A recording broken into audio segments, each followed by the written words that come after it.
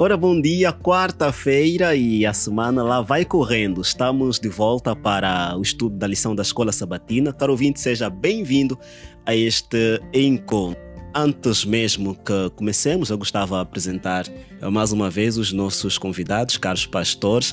Pastor Prazer João, bom dia, bem-vindo. Bom dia, irmão Samuel. Bom dia também aos nossos queridos ouvintes. Pastor Felipe Dumbi, bom dia, bem-vindo. Bom dia, irmão Samuel Kimua. Bom dia também para os nossos rádios ouvintes. Vamos orar para esse estudo? Bom e amado Deus, Criador do céu e da terra, nós agradecemos pelo cuidado que teve conosco durante a noite. Agradecemos também pela oportunidade que nos dá de mais uma vez estudarmos a sua palavra. Ser com o ouvinte do outro lado, de formas a tirar maior proveito deste estudo, e que o teu Santo Espírito trabalhe em seu coração para que haja compreensão daquilo que o Senhor quer que nós percebamos na sua palavra. Lhe pedimos e agradecemos em nome de Jesus. Amém. Amém. Estamos a estudar Hebreus e ontem vimos o modo como os primeiros cristãos enfrentaram a luta por conta da aceitação, por conta de assumirem a sua fé em Cristo Jesus. Tiveram que passar por duras perseguições, mas a recomendação que ficou aqui é que precisamos ser fortes e corajosos e não desistir em Cristo Jesus. Por falar mesmo em ser forte e corajoso, falar em desânimos e lutas, o profeta Elias também passou por situação igual. Pastor Prazer João, o que aconteceu ao final de contas com o profeta Elias? Olha, o profeta Elias é um exemplo perfeito daquele cristão que hoje, depois de uma grande vitória, enfrenta um momento de pesar, ao ponto mesmo de se sentir deprimido. Aliás, eu iria começar por dizer, porque hoje os cristãos acham que passar por depressão é porque Deus não está com você necessariamente. Não. Está provado que é muito normal nesse mundo de pecado, estresse, dor, muita agitação, o cristão também passar por depressão. Nós não podemos ignorar isso. Nós somos seres humanos e estamos suscetíveis a experimentar isso aí. Aliás, se tivermos dúvidas, vale a pena ressaltar a história de Elias. Você consegue ler a história de Elias em 1 de Reis, capítulo 18, mas eu vou apenas ressaltar aqui o capítulo 19, verso 1 a 4, que fala-nos de Elias no deserto. Elias, no capítulo 18, enfrentou sem medo Jezabel e havia conduzido o povo de Israel para que pudessem matar os profetas falsos de Baal. Aqueles que não conhecem Baal, Baal era uma divindade adorada naquela época. A esta divindade era atribuída o poder da chuva, a vegetação e várias outras coisas. Mas Elias chegou mesmo a desafiar que existe apenas um único Deus verdadeiro. E esse Deus é o Deus Criador dos céus e da terra, Jeová. Mas, como o povo, infelizmente, estava tão mergulhado com a adoração a Baal, eles foram chamados para estar no Monte Carmelo e Elias então conduziu o povo todo para poder definir que Deus eles deveriam adorar. Ou Baal, o Deus falso, ou Jeová, o Deus verdadeiro. Ele começa por fazer um desafio aos profetas de Baal. Se o vosso Deus é verdadeiro, então orem para ele, e se ele atender, esse Deus será de facto recebido como Deus verdadeiro. E eles oraram por muito tempo e infelizmente Baal não fez alguma coisa. Aliás, não é infelizmente, porque Baal não tem como fazer alguma coisa, porque era um Deus que tem olhos, mas não vê, tem ouvidos, mas não ouve, tem boca, mas não fala, tem pernas, mas não anda. Mas o Deus do profeta Elias não precisou orar por muito tempo, foram segundos, começou a orar e a oração foi atendida. Eu estou apenas aqui a resumir a história, porque é um Deus que tem olhos e vê, tem boca e fala, tem ouvidos e ouve, e ele ouviu a oração do seu servo. E depois então o fogo cai do céu, queimou o sacrifício, símbolo de aceitação divina, de que o sacrifício foi aceito, e o povo de Israel percebeu que Deus Jeová era verdadeiro e Deus Baal era falso. Então Elias orientou que os profetas de Baal fossem mortos. Quando tudo aquilo terminou, então o rei Acabe chega e conta para sua esposa Jezabel. Jezabel era a rainha, aquela que comandava todos esses profetas e o culto ao Deus Baal. Então Jezabel orienta que Elias fosse procurado para que ele fosse então morto, porque ele havia também orientado que os profetas fossem mortos. E o grande profeta que operou esse grande milagre, infelizmente, temeu diante de uma mulher e teve que correr até ao deserto. E lá mesmo no deserto, ele experimentou um sentimento de profunda depressão, que Deus teve que agir diretamente enviando um anjo para poder encorajá-lo primeiro e depois, como veremos, repreendê-lo para fortalecê-lo a continuar com a grande missão. Pastor Felipe Dumbe, eu leio em Hebreus capítulo 3, os versículos 12, 13 e 14.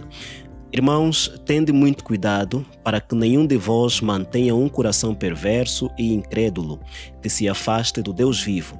Pelo contrário, exortai-vos mutuamente todos os dias, durante o tempo que se chama hoje, de maneira que nenhum de vós seja embrutecido pelo engano do pecado, porque passamos a ser participantes de Cristo, desde que na realidade nos apeguemos até o fim à fé que nele depositamos desde o início. Veja aqui Paulo a encorajar os irmãos, e eu gostava que o pastor Felipe frisasse nesse ponto a importância de encorajarmos-nos uns aos outros.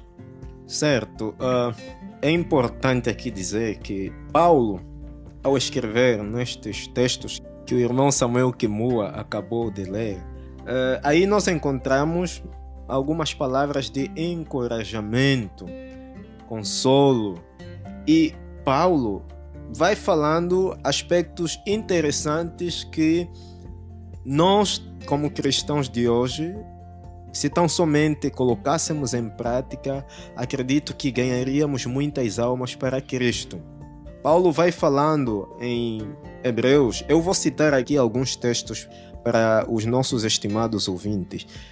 Hebreus capítulo 2, verso 1, Hebreus capítulo 3, verso 12 a 14, Hebreus capítulo 5, verso 11, Hebreus capítulo 6, verso 3, Hebreus capítulo 10, verso 19 a 25. No entanto, aí Paulo, para encorajar alguns outros cristãos, exatamente Paulo aconselha que eles fossem hospitaleiros, primeiro, fossem hospitaleiros e que visitassem os presos. Tanto é que no capítulo 13, o verso 1 em diante, Paulo vai falando desses aspectos atinentes da visitação, vai falando não só da visitação aos presos, mas também vai falando de que eles não deixassem de se reunir e encorajarem uns aos outros. Razão pela qual no capítulo 10, verso 25, Paulo vai falando aí do ajuntamento, de que eles tinham que se reunir, congregarem juntos. Capítulo 10, verso 25, vai dizendo: não deixemos de congregar-nos, como é costume de alguns. Antes, façamos admoestações, e tanto mais quanto vedes que o dia se aproxima. No entanto, aí Paulo vai apresentando muitos conselhos nesses capítulos que eu acabei de apresentar, e que todo cristão precisa, na verdade, viver na prática. É interessante que nos primeiros versos do capítulo 13 da Epístola aos Hebreus, Paulo vai falando: seja constante o amor fraternal, não negligencieis a hospitalidade, pois alguns praticando-a sem o saber acolheram anjos. Paulo sabia exatamente que muitos dos cristãos que passaram por perseguição, que passaram por provações, que estavam desanimados e que muitos possivelmente foram espancados ou foram submetidos a qualquer tipo de coisa severa, muitos precisavam de conforto. E no momento de perseguição, as pessoas ficam com medos, as pessoas ficam com a mente traumatizadas, as pessoas ficam muito preocupadas com as suas vidas, se alguém vai matar eles ou não, se alguém vai causar alguma coisa de mal sobre eles. Então Paulo vai dizendo a cristãos, a quem ele exatamente escreve, para confortarem-se uns aos outros com as admoestações, com as advertências, com aquilo que ele, na verdade, escreveu, recomendando como parte do consolo ou palavra de esperança para os seus leitores. Pastor Prazer João, quando lemos Paulo a falar sobre confortar-se uns aos outros com as admoestações, advertências, isso dá-nos a entender que o conforto não vem só por palavras positivas ou por palavras bonitas, aquilo que nós queremos ouvir, mas também quando somos corrigidos dos nossos erros. E aqui também vem a questão da unidade entre cristãos. Sim, e aliás, nós conseguimos ver isso nos escritos de Paulo. Várias vezes Paulo vai usar exortações para poder encorajar o povo. Então, nem sempre quando somos exortados, necessariamente devemos olhar no lado pessimista, mas no lado positivo, né? Somos exortados porque alguém gosta de nós e deseja que nós não cometamos certos erros. Mas eu gostaria de poder realçar aqui algo importante. Veja, Paulo vai agir da mesma forma como Deus age com Elias. Vai levar o povo, ou os irmãos em Hebreus, a poder manter um estilo de vida ativo. Ou seja, uma das formas de podermos ultrapassar essas dificuldades da vida é nos mantermos ativos, fazendo aqueles deveres simples, práticos, mas importantes para nos ajudarem a manter a nossa fé ativa. Assim foi com Elias. Deus pediu-lhe que ele pudesse se preparar, apesar da depressão, ele pudesse se preparar porque Deus tinha uma outra missão para ele. E Paulo também vai orientar aqui para eles.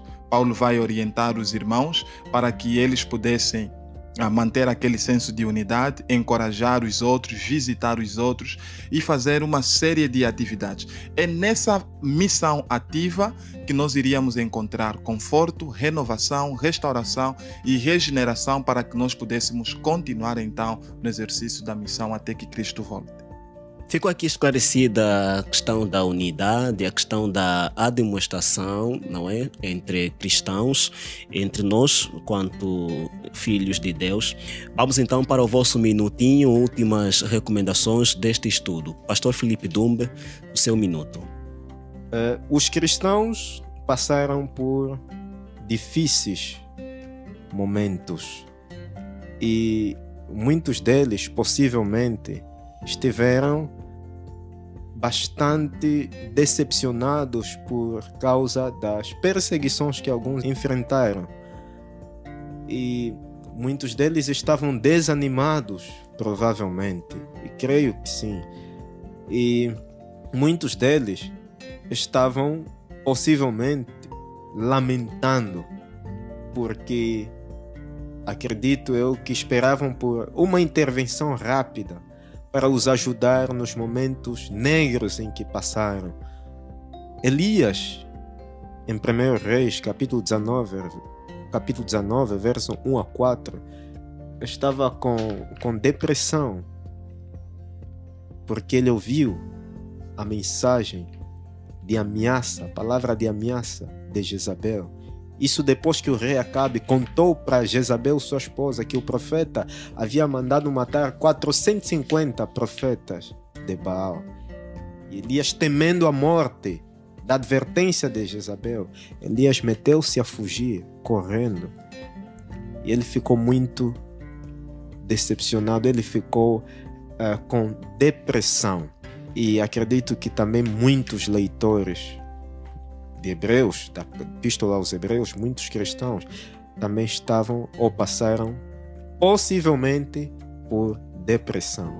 Conquanto, ainda assim, os leitores deveriam levar em consideração as palavras que Paulo escreveu na Epístola aos Hebreus, porque de certa forma seriam palavras de encorajamento para animá-los, para confortá-los, para encorajá-los, para motivá-los a estarem firmes no Senhor Jesus. Pastor Prazer João, seu minuto.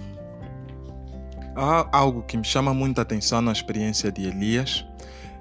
Elias, quando estava no deserto, ele desejava ouvir a manifestação de Deus. E então ele vai primeiro ouvir um vento tempestuoso e há uma série de fenômenos naturais a acontecer ali e ele esperava ver a voz de Deus manifesta naquilo. Mas é curioso que a voz de Deus não se manifestou em coisas tão visíveis assim. A voz de Deus vai se manifestar assim de uma maneira suave, calma e mansa. Então, um pregador, ao tentar retratar essa história, ele dizia que Elias desejava ver Jesus vindo de um avião, mas Deus decidiu vir de uma bicicleta. Percebe? Então, nós às vezes passamos por dificuldades que às vezes fazemos aquela oração: Deus, se você existe, por favor, apareça aqui. Mas quando você abre os olhos, primeiro você abre um olho, né? Depois você abre o segundo e percebe que Jesus não está assim fisicamente. E você se pergunta, mas será que existe mesmo Deus?